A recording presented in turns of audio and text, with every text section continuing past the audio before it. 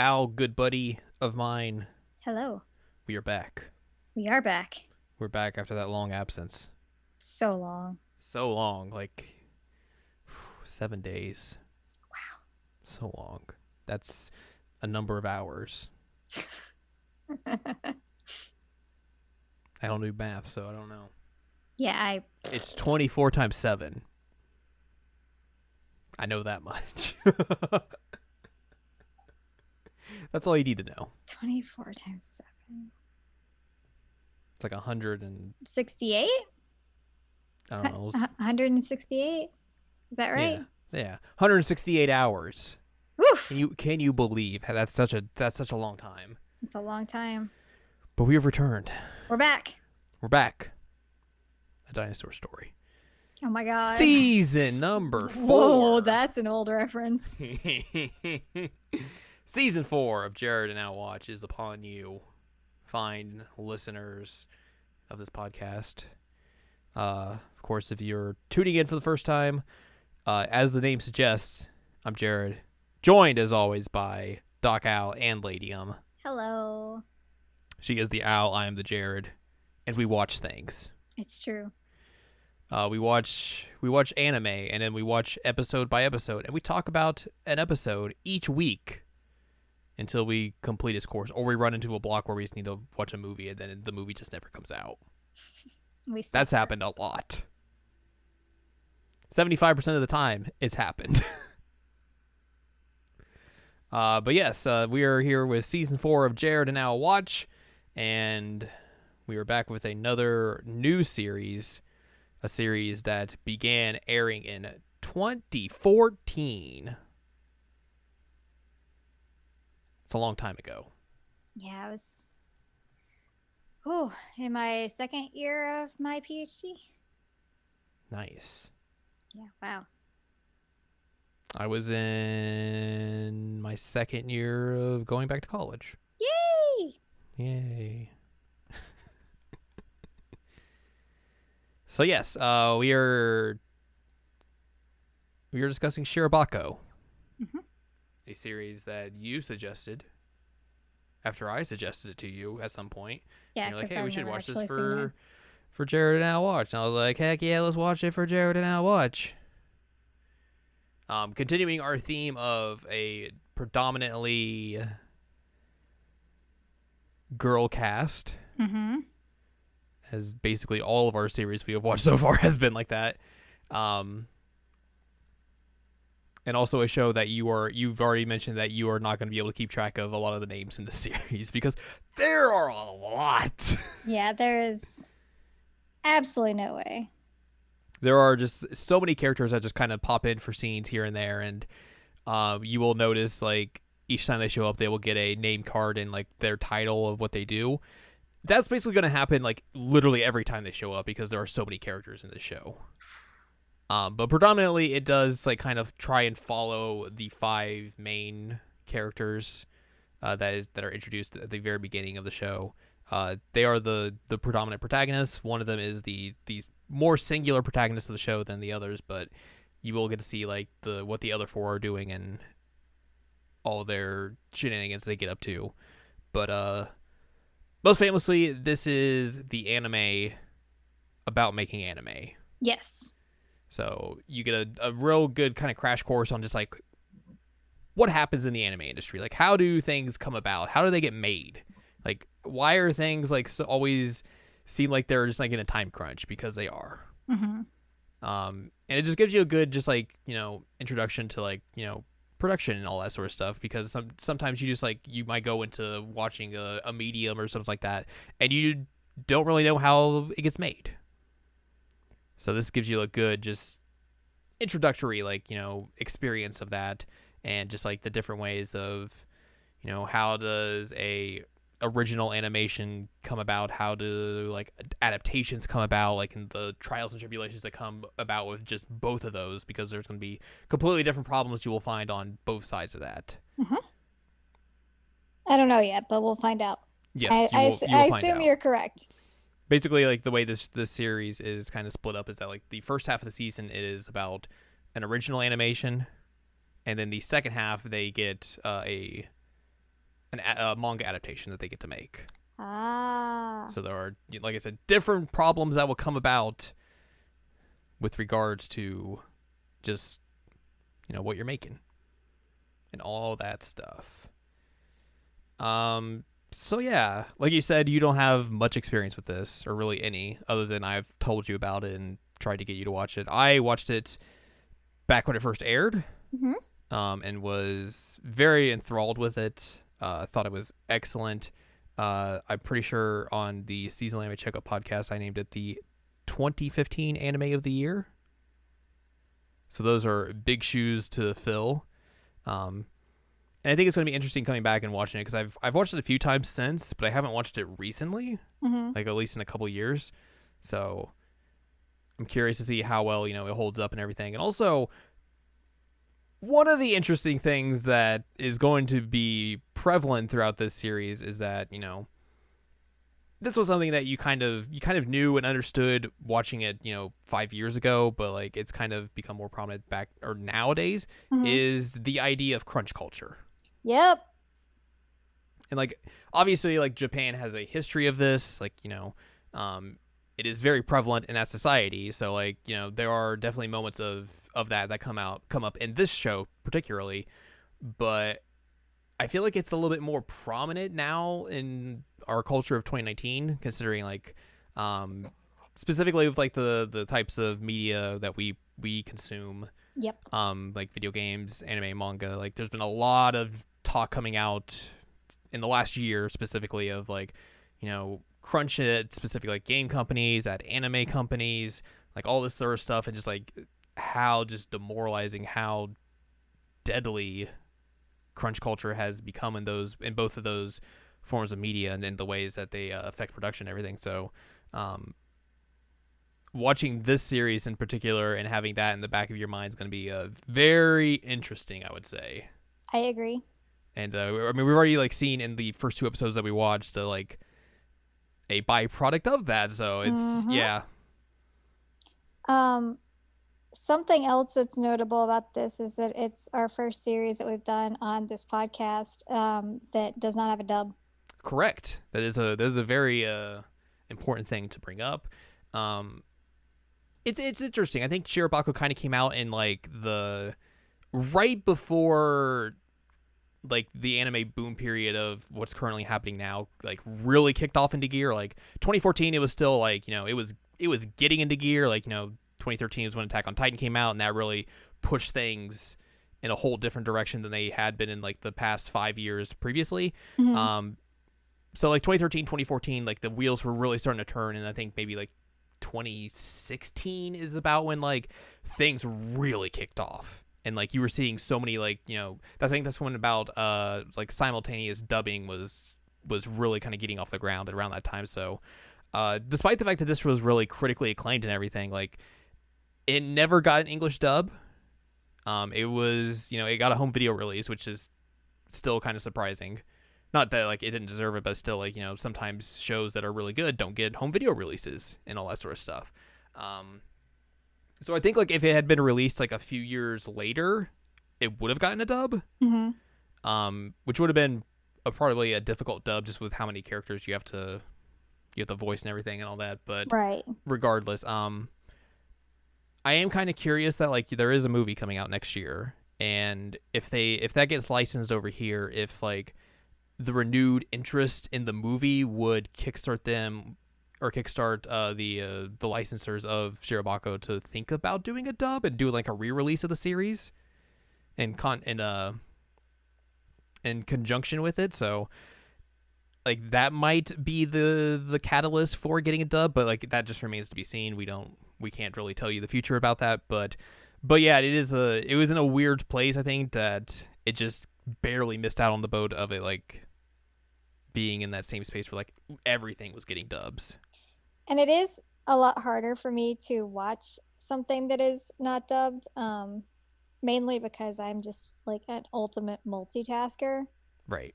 So it's going to be interesting how we pull this off. I will have to like really focus when we watch. Yeah. That's not to say that the the Japanese dub is bad or anything, because it's definitely not. But just a situation that we have that we've never run into on this podcast before. Mm-hmm. And like, luckily, I think it's only 24 episodes, so like it's not long, and like the way is that Salem and Crystal or K-On! Were long. But then we get to wait for a movie, right? We do get to wait for a movie again. Yes, that is true. But why must we suffer so? Yeah. I think it being kind of like, you know, a little bit shorter and just 24 episodes will make it a little bit easier on you. Yeah.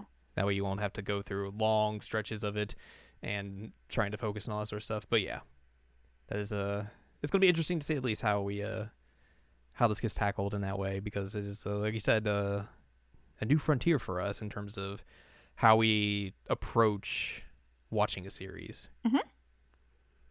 But let's dive into this first episode Let's that we watched. So the episode begins. It's back in high school. There's donuts. Get ready for a lot of donuts in this series. Yeah, I love donuts. We get our first introduction of the 5 main characters. Aoi Miyamori, she is the one who's going to be kind of like the lead protagonist of the series. Ime Yasuhara, Shizuka Sakaki, Misa Todo, and Midori Imai. The last 2, you're going to kind of like, they're going to kind of not come around until a little bit later in the series. Maybe like midway through this first half, they'll start to pop back up. We've already seen the first 3 come back up, so they will be obviously prominent. Aoi and Emma both work together, so obviously that's going to... Are they the younger 2? No. Okay, because some were left behind. The younger 2 are the ones that will be left behind a little bit in the series as well. Okay. Because I think, well, we'll get to that later. Okay. When we eventually find them, but so yeah, they have an animation club in high school. They work on creating their own little animated feature to show at their culture festival. It involves basically everyone kind of doing a little bit of everything. So, you know, key animation, voiceovers, coloring, line art, all that sort of stuff. Basically everything that is involved in the production, they all kind of had to do a little bit of everything. Eventually they show it off at the culture festival, and then it basically just fast forwards to them graduating. 3 of them graduate, the other 2 are underclassmen, so they have to stay behind, all that sort of stuff. Mm-hmm. I think it does, like, there's a really good thing that I think the series does when it does like its transition from the high school years to the present, where like you see them like graduating and all, like just the hope is in their eyes, and then it just does a super jump cut to Aoi in like her car just looking just completely just done. Yep. Like, I think that is so brilliantly done. I agree. So it basically fast forwards 2.5 years later. Aoi is a production assistant at Musashino Animation. Emma is a key animator. She's basically just getting her start. Shizuka is a struggling voice actress. And then we'll meet the other 2 a little bit later on and see what they're up to. But basically after you get the high school start, you see Aoi like just sitting in her car, just waiting for a green light. Another person she knows in the industry from a different production company shows up, and they just start drifting around Japan. Yeah, I was like, she is a terrible driver. Oh my god. I mean, actually, she's a really good driver to pull all that stuff off, but I would never get in a car with her. Look, if you're not in control, you're out of control. Oh my god. When are we gonna watch Tokyo Drift? I mean, that was one thing I was going to say, is that I did text you and I was like, wasn't there like a Fast and the Furious that happened? Little Bow Wow's in it, or I should say Bow Wow. He has a car that is made up to look like the Hulk. Excuse me, what? The Incredible Hulk. Excuse me, what? Yeah, it's real good. Tokyo Drift, the best Fast and Furious movie. We'll do a spin-off of this that it's just Jared one and I'll episode. watch all the Final Fantasy, all the Fast and Furious movies. No, I was gonna say just Tokyo Drift, but dude, let's do it. Let's do it. Oh my god. That classic movie from what, 2004? Oh my god. I was in high school. Cinematic excellence. Oh my god. But yeah, you see a lot of drifting around Japan as the opening credits go, and they play the opening theme to the anime they are making. which is called Exodus. So yeah, you get like a nice little homage to like Initial D in that very opening bit. Afterwards, Aoi visits Misato Segawa. She is the animation supervisor for the series' 4th episode, and she's coming to get some of the animation that she had to check over. She goes back to the studio, and the rest of the staff and crew are in like a meeting room waiting to watch the premiere of the series. They're all very nervous and excited and all that sort of stuff because they got to make sure. I think it's the one thing where you're like, oh, all of our hard work and everything is out there now. Mm-hmm. Like, oh God, what does everyone think? What's going to happen? That's always terrifying. So this scene, you could be basically like a big introduction to like a larger portion of the company itself. So like a bunch of the production assistants are there, the director of the series and some of like his sub directors and all that sort of stuff is there. One thing to note about this series in general is that if you see a character in it, most likely it is a parody of someone like legitimately in the industry. Really? Yes. So the director that we have come to see in the first 2 episodes, he's going to be throughout the rest of the series throughout. In this, he is named Seiichi Kinoshita. He is basically based off of Seiji Mizushima, who is the director of a lot of notable animes, including Mobile Suit Gundam 00 and also Full Metal Alchemist and Full Metal Alchemist Brotherhood. Wow. Mm-hmm. In the opening shot, the other person that is drifting with Aoi is driving a car from GI staff, which is supposedly a mix of production IG and JC staff. And you're gonna see like a lot of different just like parody names of like animes, of production companies, of people in general. I think there is like an actual like list of like, here is everyone that has been parodied and who their counterpart is, but I'd have to like look that up, and I couldn't find that before we started recording. But regardless, like, yeah, pretty much everyone you're going to see in the show outside of like the 5 main girls are based off of someone. Interesting. Yeah. So like in a way it's like almost like this love letter to anime production. So everyone gets together to watch the premiere of Exodus. They all sit through it. They look on like social media and stuff to see like what people thought, and everyone's like, everyone seems to be reacting positively. It's all right. That seems good. Everything seems to be going okay. Big sigh of relief. All right, now we gotta get to work on the next episodes. Oh God, this means it's real. Later on, they're about to preview the 3rd episode when another production assistant, Taro Takanashi, basically is like freaking out the entire time, and then he has to come out and say like, so the person who was doing the keyframes for this episode kind of bailed on me, and I haven't been able to find anyone else. I don't know what to do. So they have to like rush to find someone else to do it. Eventually, they turn to Segawa, who is the animation director or supervisor for the 4th episode. They're like, can you do these frames for us for the 3rd episode? Like, we need them like in a couple of days. Oh God.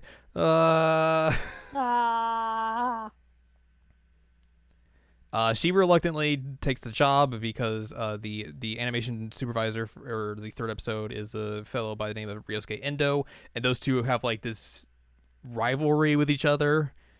And like kind of butt heads a lot, so like it was kind of a little bit of a stickler to get them to work together. Is that the weird dude with the mohawk, or is that a different dude? Because the mohawk dude is the production assistant who messed up. Okay, yeah, he messed up bad. Yes. So basically, they have to get that all together to get like to get it all ready for dubbing and all that sort of stuff. So Aoi has to kind of go around and do all that because they basically take Taro like off of everything. Mm-hmm. Like, nope, you're not. You're done. You goofed. We're gonna give this to Aoi. So she has to go around and do that, and then the episode ends as they go to Segawa's house and find that she is just passed out in the middle of her floor. Which I text you, was like, oh God, it's the 1st episode and somebody's already dead. Someone's dead. Nope. That is that's not how it is, but it is yeah. It's our first introduction to crunch culture. Yay! Yay! But yeah, that's the first episode in a nutshell. Gives you a good just introduction to what we're going to be going through throughout the rest of the series. Some anime. Some anime, some struggles and tribulations of production. Having a bad mohawk. So like we said, this was your first experience with the series. Was there anything that like surprised you or you took away from this so far? I mean, this obviously we only watched 2 episodes of it so far, but is anything just like kind of, I don't know, grabbed you in any way, or just been like, oh, this is interesting? I mean, it's kind of a weird thing to be like, wow, this is cool, but it is the first series that we've watched that has adults. Correct. Yeah, like basically everyone in here is an adult, which is exciting. Mm-hmm. Like that's pretty cool. They're like younger adults, but they're adults. Mm-hmm. So that's pretty cool. Like you said, the whole crunch thing is a little bit terrifying to me. And so like seeing it play out in animation as like, oh hey, this is normal. I'm like, ooh, this is upsetting. But overall, like I'm interested to see where it goes. Mm-hmm. I love their dedication to donuts. There's going to be a lot more. Good, because donuts are amazing. And I love that, like, that's basically the only thing that the main girl thinks about other than anime is donuts. It's like, yeah. Gotta have your vices. I mean, I can relate, man. I think about donuts a lot, too. Yeah. And just sweets in general. So yeah, we're gonna as we go through this entire series, we're gonna see like how all 5 girls managed to find their way into the industry after, you know, their dreams in the animation club they had in high school, and how that all works out for them. Sometimes it's gonna go well, sometimes it's gonna go really bad. Yeah. So it's gonna be a wild ride to see how everyone does. But yeah, that's gonna do it for this first episode. Our season premiere episode. We have started. We have begun. So next time we will be discussing episode number 2, entitled Artopine is Here. But if you'd like more from us, go to seasonalanimecheckup.com or sac.cool, where you can find past episodes of this podcast and other podcasts like Seasonal Anime Checkup and Seasonal Anime Checkup OVA. You can also find columns and reviews on the site as well. If you'd like more from Ann Ladium, go to annladium.com. She's got columns and reviews. And if you want to follow us on Twitter, twitter.com/anime checkup. So next time we will be discussing episode 2. Yay!